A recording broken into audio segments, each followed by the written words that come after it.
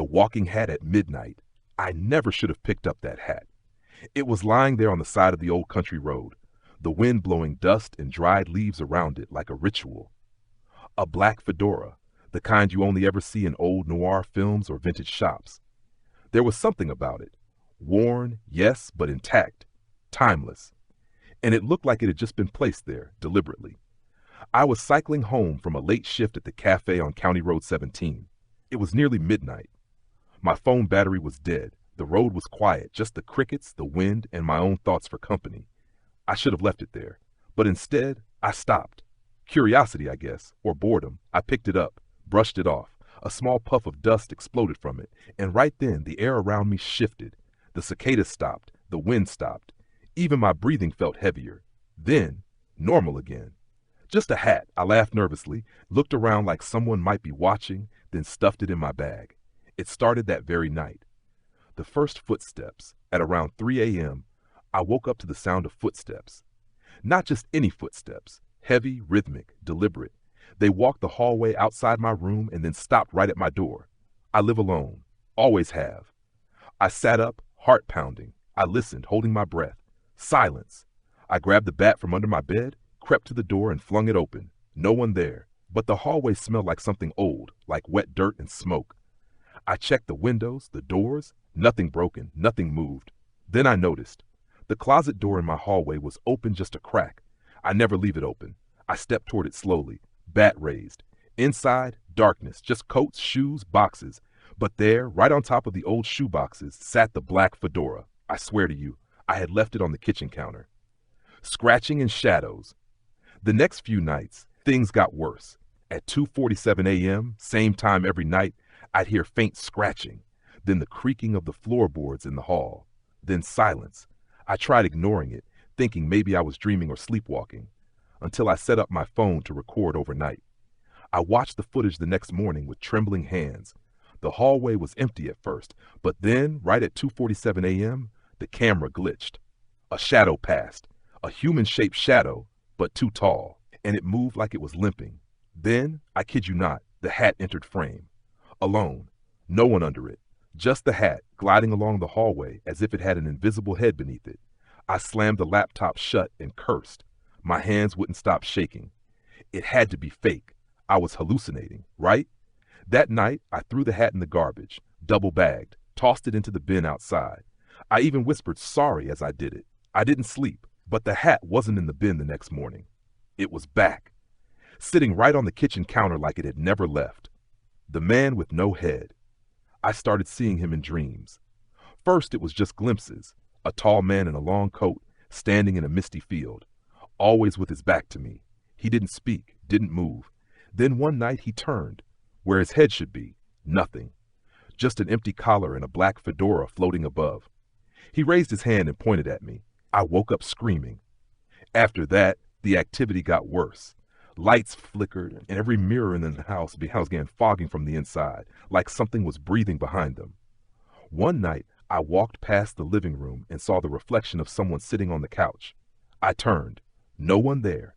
But in the mirror, he sat still, headless, his coat stained, mud dripping from his collar. I moved out that week, stayed with a friend. Didn't matter. The third night at my friend's place, the hat was there, waiting on the nightstand. Digging for the dead, I had to know more. I started researching cursed objects, haunted hats, possessions. Everything led me back to an old urban legend from the area, the headless drifter. Supposedly, back in the 1930s, a man was murdered just off County Road 17, decapitated. His killer was never found. The only thing left at the scene was his blood-soaked coat and a black fedora. They buried him in an unmarked grave, and rumors say his soul never rested. People claim to see a hat floating down the road at night. Farm animals found headless. Strange footprints in the mud. No one ever proved it. But I had the hat, and I had to return it. Midnight offering. I rode back to the road that started it all, right at midnight, hat in hand, heart racing. I followed the trail off the main road, deep into the woods. I didn't know where I was going. I just felt it, like something was pulling me, like the hat knew. There in a clearing was an old stone, cracked, half buried in moss. I knelt down, placed the hat gently on top, and whispered, "I'm sorry, you're home now." The wind picked up violently. The trees shook. Leaves swirled into a small vortex around the stone. And then a voice, ragged, gurgling, whispered from nowhere and everywhere. "He took my head. Don't let him wear it." I ran. I didn't look back. The final return. It's been weeks since that night. I moved across the state, changed numbers, burned the clothes I wore that night. But 2 days ago, a package arrived. No return address. Inside, the black fedora. Underneath it, a note written in smudged reddish ink. "You wore it. Now it wears you." That night, I woke at 2:47 a.m., and in the mirror at the foot of my bed, I saw him. Tall, coated, headless, standing behind me, waiting. The headless man in the mirror. The antique shop. I've always been drawn to antiques. The charm, the mystery, the feeling that you're holding someone else's memories. So when I stumbled across Elias's Curiosities on a rainy Tuesday, something pulled me inside before I even had time to think. It was an odd little place tucked between a boarded-up bakery and a laundromat that hadn't seen soap in years. The bell above the door jingled as I stepped in, but the shop was silent. Dust floated in sunbeams, and the air smelled of varnish and old fabric. Then I saw it. A mirror about 4 feet tall, framed in dark, ornately carved oak, with figures dancing along the edges, or perhaps writhing. It was hard to tell. The glass was slightly tarnished, but not cracked. I don't know why, but I couldn't stop staring at it. It wasn't beautiful in a traditional sense, more like magnetic. "Ah," came a voice from behind me, an old man with a sharp face and cloudy eyes. "You found the looking glass." "That's what it's called?" He didn't smile. "It has a history." I should have asked more, but instead I pulled out my wallet. $200 later, it was mine. A reflection that lingers. I placed it in my bedroom, facing the foot of my bed. That night, I caught myself glancing at it more than once. There was something strange about how it reflected light. Shadows seemed deeper, darker than the rest of the room. The first time I saw him, I thought I was imagining things. It was around 3 a.m. I woke up with that sudden, irrational fear that someone was watching me. The room was silent. No wind, no rain, just stillness. Then I looked at the mirror. Standing just behind me in the reflection was a man, tall, wearing an old-style suit, but his head was missing. A gaping, empty collar stared back at me. I spun around, heart pounding. No one was there. I looked back at the mirror, empty. It took me hours to fall asleep. Patterns. Over the next week, the visitations grew more frequent. The man would appear only in reflections, never in the room itself. Always headless, always standing a little closer each time. I started covering the mirror at night, but it didn't help. He began appearing in other reflective surfaces, the bathroom mirror, the dark screen of my turned-off TV, even in the silver handle of the fridge. Just for a second, a flicker, a blur. Each time, he was closer. I Googled everything I could. Headless ghost, haunted mirror, mirror apparition, even phantom reflection. Nothing helpful. I contacted the antique shop. The number was disconnected. When I returned to the store's location, the building was vacant. No sign of Elias. No sign the shop had ever existed. Whispers in the glass. 2 weeks after bringing the mirror home, the dreams started. In them, I'd find myself in a vast gray room made of mirrors. No ceiling, no floor, just reflections. I could see myself in all directions, but something was wrong. In every reflection, the man without a head stood behind me, closer, breathing. There was a sound, faint at first, then louder each night. A whisper, ragged, angry. "Give it back." I would wake up gasping, drenched in sweat. I tried getting rid of the mirror. First, I moved it to the attic. Then I left it on the curb. It was always back in my room by the next morning, sitting exactly where I'd first placed it. The crack one night, I snapped. I grabbed a hammer and smashed the glass. It didn't shatter like it should have.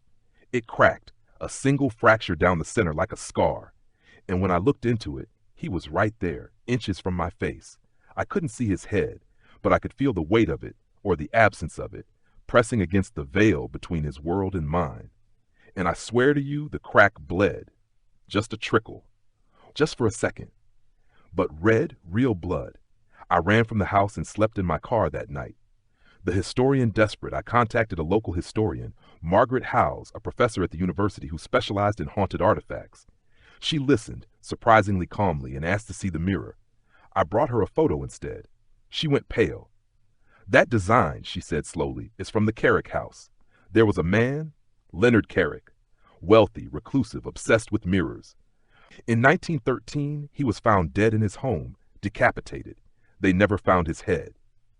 I froze. Legend says his spirit never left. He believed the soul was tied to its reflection, that by hiding his true image in mirrors, he could live forever. The house burned down in 1922. All that remained was a mirror from his bedroom. Where is that mirror now? I asked.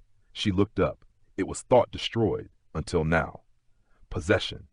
When I returned home, the mirror was glowing faintly in the dark. The crack had spread, and now a handprint, smeared red as if someone had tried to claw their way through.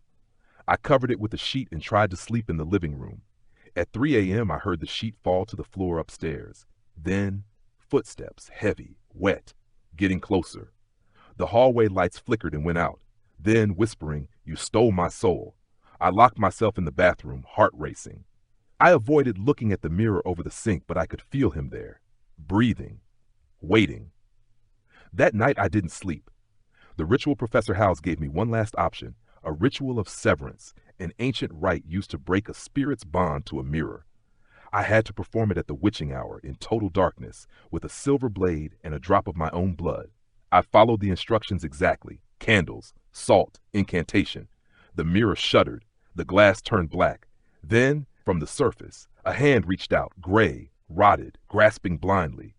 I dropped the knife. It clattered across the floor. The hand clawed forward, then another, the shoulders. The headless torso began to emerge. I screamed and hurled the silver blade into the mirror. There was a burst of light, blinding, then silence. When my vision cleared, the mirror was cracked in 1,000 pieces. The man was gone.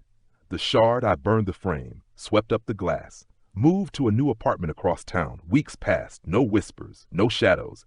I started to sleep again. But one morning while unpacking a box, I found a small shard of the old mirror, just a sliver. I stared into it and saw nothing but my own reflection. I threw it out. But last night I was brushing my teeth when I saw it again.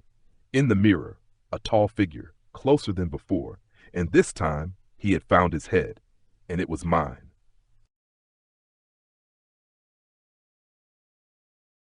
I never planned to buy a hat, especially not one like that. It was a cold Sunday afternoon in late October. I was killing time in a thrift store on the edge of town, digging through racks of old coats and dusty vinyl. The place was nearly empty. No music, just the hum of weak lighting. Then I saw it, perched on top of a pile of scarves, a black felt hat, wide-brimmed, elegant, old-fashioned. Something about it drew me in. It had a presence. I picked it up, expecting it to fall apart in my hands, but it was surprisingly well preserved. No tag, no price. The shopkeeper, an old woman with eyes too sharp for her age, barely looked up when I asked, "That hat's not for sale." I was about to put it back when she added, "But if you really want it, $5, no returns." I gave her a 10 and didn't wait for change. First night. That night, I placed the hat on my dresser before bed. It felt odd, like placing a stranger's belongings in your home. At 3:12 a.m., I woke up suddenly. No noise, no nightmare. Just awake, and that's when I saw it. The hat was no longer on the dresser. It was on the floor, a few feet from my bed, tilted upright, like someone had dropped it while standing there. I got up, picked it up, and placed it back on the dresser. Tried to convince myself I'd knocked it over in my sleep. Or maybe it fell. Simple explanations. But the room felt colder after that. Something wears it. Jonah, I began seeing things. Just barely. Movements in the corner of mirrors. The shape of a man in the fogged-up glass of the shower. Each time the same silhouette. Tall. Shoulders stiff, wide-brimmed hat on its head. One night I dreamed I was standing in the middle of a forest, surrounded by whispering voices. In the dream, I wasn't wearing the hat. It was wearing me. When I looked down, I saw nothing but black sleeves where my arms should be. I tried to scream, but only dust came out. I woke up gasping with dirt under my fingernails. And the hat? Back on the floor, but this time it was closer to the bed. The letter Jonah. About a week in, I noticed things stitched inside the lining of the hat. A name, L.M. Croft, 1904. That same day, a letter arrived in my mailbox. No postage, no return address, just a yellowed envelope with my name written in fading ink. Inside was a single piece of paper. In cursive, you wore it. You welcomed him. Return it to where it began, or he'll take back what's his. I didn't know what to do. I tried to get rid of it. I left it in a donation box across town. The next morning, it was on my kitchen table, and this time it smelled like old soil, like something buried. The research? I dove into research. L.M. Croft led me to a single mention in a 1911 newspaper archive. A man named Lewis Marshall Croft, a stage magician turned gravedigger after his act went dark. Rumors said he dabbled in necromancy, claimed his final trick would be to live beyond the grave. He was arrested in 1906 for grave robbing and was believed to be responsible for multiple disappearances. Croft died in an asylum in 1908. His body was buried in an unmarked grave, but his personal effects, including a black felt hat, were never recovered. I called every historical society I could. One archivist in Arkansas told me something I'll never forget. If you have Croft's hat, burn it, bury it, drop it in the ocean. Just don't wear it. That's how he sees you. Possession. By the second week, I wasn't sleeping. Each night at 3:12 a.m., I'd wake up in the same position, sitting up, eyes wide, staring at the hat. One night, I didn't wake up. I blacked out. When I came to, I was in the backyard, barefoot in the rain, digging, with a shovel I didn't own. And the hat, it was on my head. The ritual attempt. A friend of mine, Jasmine, practices folk rituals. She agreed to help. We performed a cleansing, sage, salts, incantations. The flame of every candle blew out at once. The window slammed shut. And from inside the darkness of the room, we heard it, a faint whisper. You're not him. Jasmine looked at me, pale. He's looking for someone, for himself. The hat is incomplete. She told me there was only one way: find the grave, return the hat, end the loop. If I didn't, he'd take my body as his new home. Return to the beginning. I traced the asylum ruins to a wooded stretch outside of Little Rock, Arkansas. Jasmine came with me. We followed the old cemetery map to a corner plot, no marker, no cross, just a mound of sunken earth. We stood in silence. The wind died. The air grew still. I placed the hat on the grave and whispered, Croft, I brought it back. You're home now. For a moment, nothing. Then a low hum, like a growl and a sigh combined. The hat tilted and slowly sank into the ground. Aftermath. It's been 6 months. No signs, no dreams, no shadows. Sometimes I still wake at 3:12 a.m. out of habit. But the room is quiet. My thoughts are my own. Mostly. Sometimes when I look in the mirror, I think I see the edge of a brim just above my head. Then it's gone.